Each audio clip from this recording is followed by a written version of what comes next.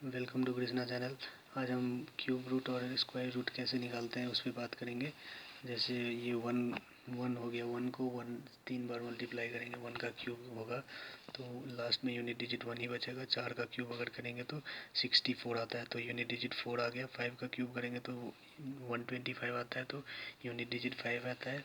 6 का क्यूब करने से भी 216, तो यूनिट डिजिट फिर 6 ही आ गया। 9 को 9 से मल्टीप्लाई करेंगे तो 81, 81 इंटू 9 729, सो इसका भी यूनिट डिजिट 9 ही होता है। लेकिन 2 का अगर क्यूब करेंगे तो यूनिट डिजिट 8 आएगा। 3 का क्यूब करेंगे तो यूनिट डिजिट 27, मतलब 7 यूनिट डिजिट आ गया।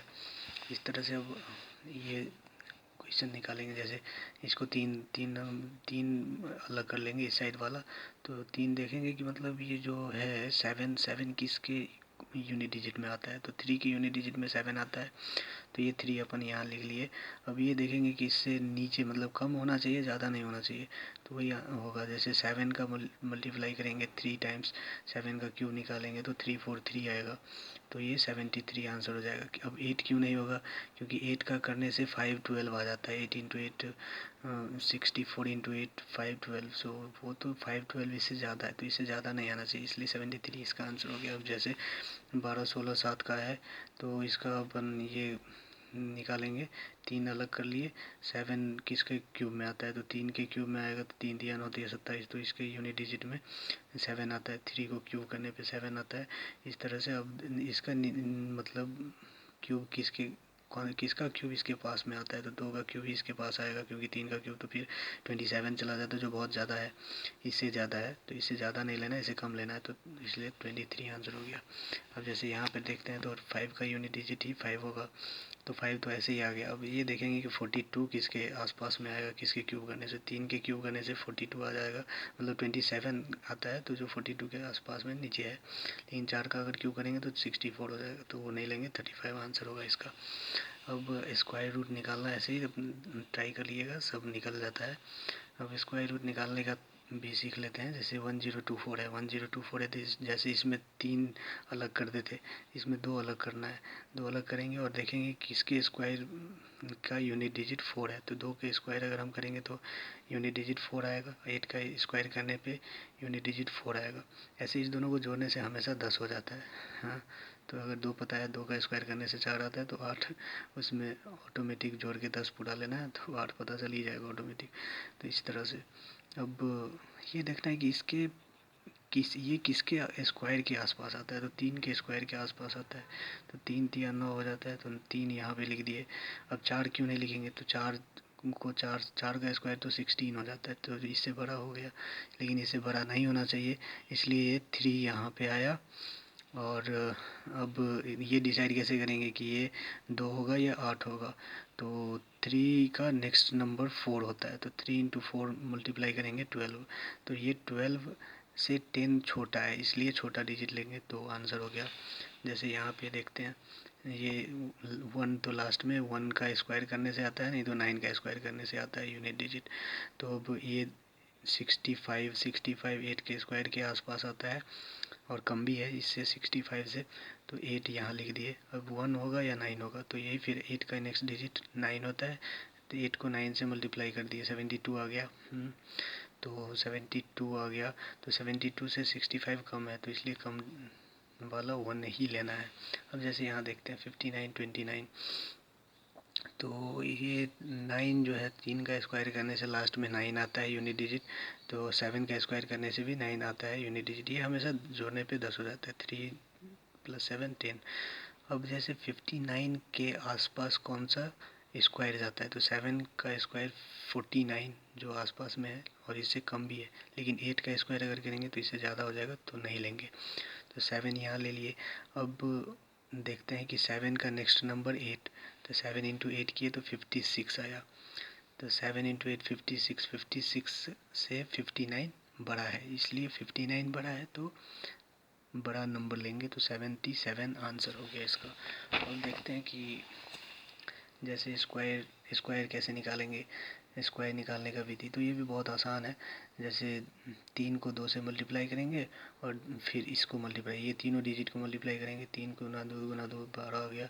फिर 3 का स्क्वायर करेंगे 09, 2 का स्क्वायर लिखेंगे 04, और ये जो डिजिट आया है उसको हम एक अंक छोड़ करके ऐड कर देंगे तो आंसर आ जाएगा।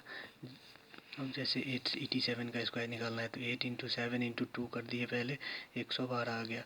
अब 8 का स्क्वायर निकालेंगे 64, 7 का स्क्वायर निकालेंगे 49। अब एक डिजिट छोड़ करके इसको ऐड कर देंगे तो आंसर हो गया।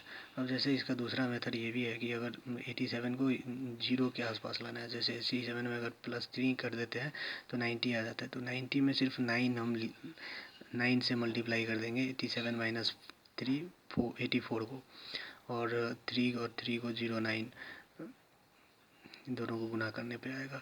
तो इसको मल्टीप्लाई करने से 756 आया, 0 इधर ऐड हो जाता है, 7569 आंसर हो जाएगा। इस तरह से हम अपना बड़ा डिजिट का भी स्क्वायर निकाला जा सकता है। जैसे 678 आ गया, तो 678 में पास में तो 700 है, तो 700 कैसे आएगा? प्लस अगर 22 करेंगे तो 700 आ जाएगा, माइनस 22 भी करेंगे तो +22 करने से 700 का 7 सिर्फ लिखें, और ये -22 करने पे 656 आ गया।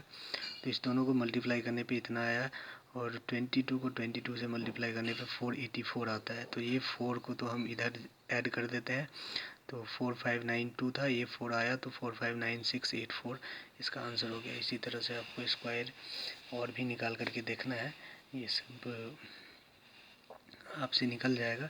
और अब हम चलते हैं कि अब बात कर लेते हैं क्यूब कैसे निकालेंगे। जैसे क्यूब 47 का क्यूब निकालना है, तो 47 का क्यूब निकालने के लिए हम सबसे सिंपल ये 4 को 7 से मल्टीप्लाई करके इसको 3 से मल्टीप्लाई कर देंगे। तो पहला स्टेप यही है कि 4 को 7 को और 3 को गुना कर दिए तो 84 आ गया।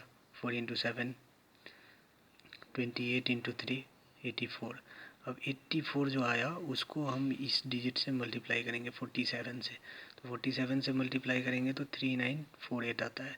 अब सिंपल ये 4 का जो क्यूब करेंगे तो 064 आता है। 4 इंटू 4 16 इंटू 4 64, तो 3 डिजिट में लिखना है तो इसलिए 064 लिखे। अब 7 का क्यूब अगर करेंगे तो 3 डिजिट में इसका भी आ जाता है 343, ऑटोमेटिक आ जाता है इसको। तो 7 इंटू 7 49 इंटू 7 343।